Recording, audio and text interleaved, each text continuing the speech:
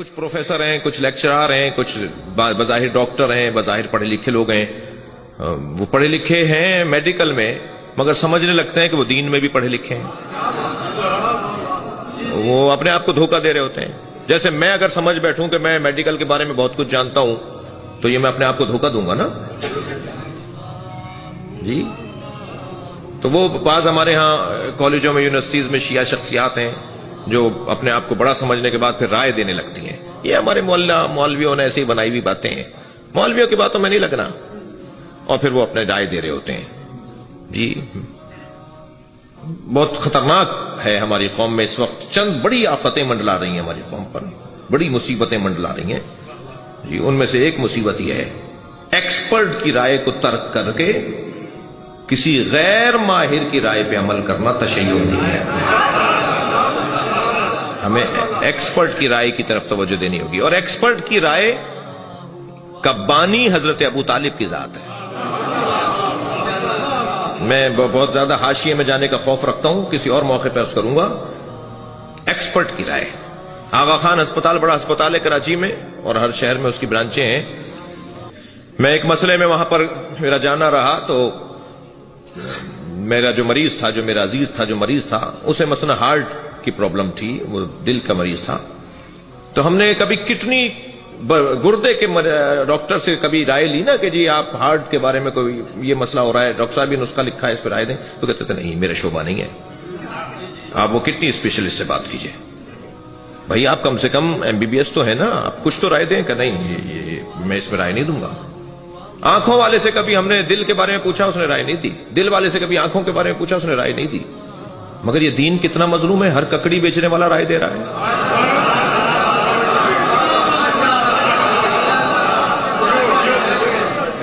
خدا کے لیے میں لمحہ فکری عرض کر رہا ہوں، اپنا نقصان ہے ہمارا. نہیں مانیں گے نہیں مانیں، نقصان اپنا ہے ہمارا. ہر شعبے کا ایک ایکسپرٹ ہوتا ہے، ہر لائن کا ایک ایکسپرٹ ہوتا ہے. اس سے ہٹ کر اگر میں چلوں گا تو میرا اپنا نقصان ہے. میں ایک جگہ بیٹھا تھا، تقلید سمجھا رہا تھا جوانوں کو. وہاں ایک ڈاکٹر صاحب بیٹھے تھے. بعد میں کہنے لگے مولانا میں پڑھا لکھا آدمی ہوں، مجھے تقلید کی ضرورت ہی نہیں ہے. آپ یہ کیا سمجھا رہے تھے جوانوں کو؟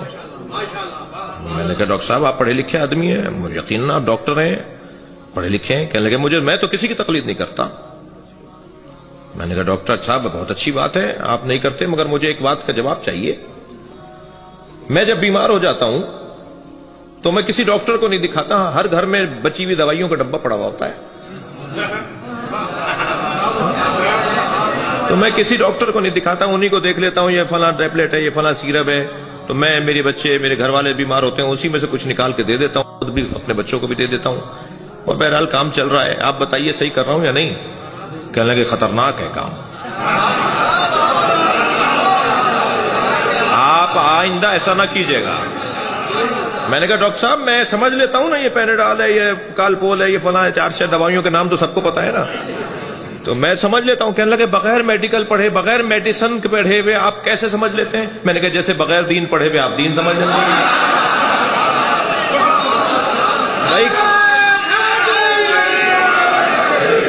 بھائی کون کہہ رہا ہے آپ سے کہ آپ آیت اللہ سیستانی سے نسخہ لکھوائیں جا کر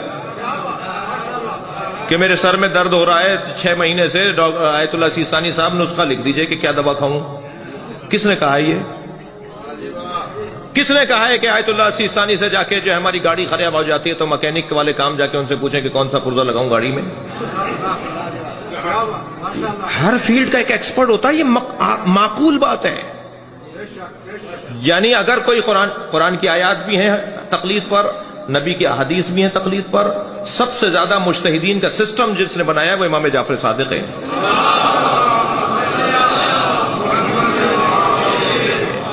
امام عسکری کی سب سے زیادہ حدیثیں ہیں تقلید کے اوپر، کیونکہ امام کو پتا تھا کہ اب غیبت کا دور شروع ہو رہا ہے.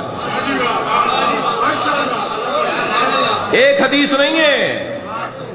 یا تو آپ کہیں کہ یا تو آپ کہتے ہیں کہ میں حدیث کو مانتا ہی نہیں ہوں. مانتے تو پھر اپنی پسند کی مانتے ہیں، اور یہ نہیں مانتے. آیت حضرت صلوات پڑھیں ذرا محمد و آل محمد. سب سے زیادہ احادیث تقلید پر امام عسکری کے زمانے کی کیوں ہیں؟ اس لیے کہ ان کو پتا ہے کچھ دن بعد غیبت کا دور شروع ہو رہا ہے. सिस्टम है, सिस्टम को तोड़ेंगे किसी का कोई नुकसान नहीं होगा। जो सिस्टम को फॉलो कर रहे हैं ना, लुबनान वाले, बहरीन वाले, कतर वाले, ओमान वाले, इराक वाले, ईरान वाले, वो हमसे ज्यादा सुरखरू हैं। जो सिस्टम को तोड़ेगा वो सुरखरू नहीं होगा। 2 और 2 4 की बात है। मैं सिस्टम को फॉलो करूंगा, मेरा फायदा है। इसी इमाम बारगाह का एक सिस्टम है या नहीं? एक आदमी कह रहा है मैं तो मेंबर वहां लगाऊंगा, दूसरा उससे खींच के कह रहा है मैं यहां लगाऊंगा, तीसरा कह रहा है ये बल्ब मैं तो पंखा चलाऊंगा, वो कह रहा है मुझे सर्दी लग रही है, वो कह रहा है नहीं मैं तो चलाऊंगा। तो फसाद होगा या नहीं होगा? इस इमाम बारगाह का एक सिस्टम है, आपके घरों का एक सिस्टम है, आपके इलाकों का एक सिस्टम है। तशय्यो का भी कोई सिस्टम है या नहीं?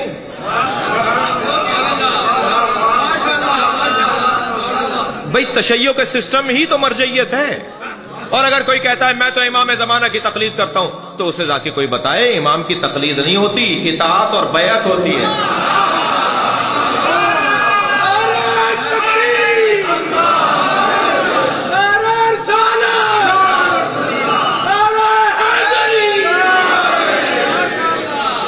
इमाम की बैअत होती है। इमाम को अगर हमने मुज्तहिद कह दिया ना, तो इमाम की तौहीन है। दिक्कत चाहूंगा, हम अपने आइम्मा को मुज्तहिद नहीं कह सकते।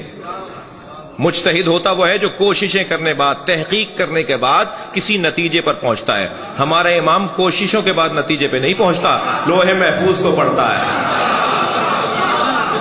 अल्लाहु अकबर। आइम्मा को, अहले बैत को मुज्तहिद कहना तौहीन है, और तकलीद मुज्तहिद की होती है। जी वो हुज्जत हैं, वो लोहे महफूज पढ़ने वाले लोग हैं। अगर आप हमारे लेटेस्ट वीडियोस के बारे में जानना चाहते हैं तो हमारे चैनल को सब्सक्राइब करें और बेल आइकन को प्रेस करें। शुक्रिया।